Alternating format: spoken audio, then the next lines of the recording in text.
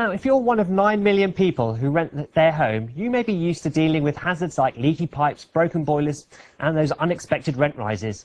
Most landlords are perfectly decent, of course, but a new form of renting is about to arrive in the UK, which could put an end to some of the more miserable experiences. Brian Milligan went in search for his ideal pad.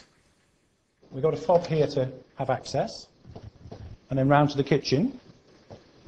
And when we're in the kitchen area... It may look like an ordinary flat, but tenants will find renting it a very different experience.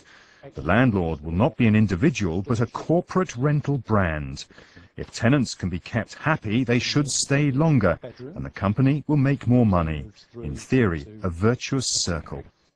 And on to the bathroom. For many renters, the idea of having a company as a landlord is pretty inviting. In a previous flat, Venice Allen complained once too often about a faulty boiler and exposed wires, and was given notice. A corporate landlord might offer her more security.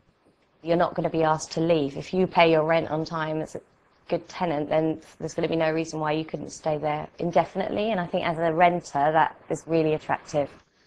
Renting from a company has all sorts of other advantages too. The landlord isn't going to sell it suddenly. There's no letting agent involved who's going to charge you hefty fees.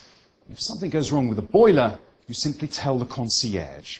It all sounds attractive, but is it really?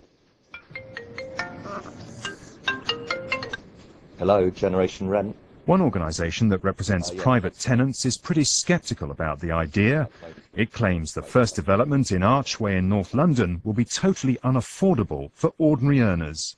I'm sure it's going to be very beautiful. I'm sure I'd like to live there myself. The fact is, I won't be able to afford to live in the essential living development in Archway or any of their proposed developments. The company involved says it hasn't yet worked out what it will charge, but it rejects any accusation that it's aimed only at wealthy tenants. We want to be average market rent. We're not high-end luxury. That's a small sector of the market. We want to be that middle tranche. So we're not going for the top end.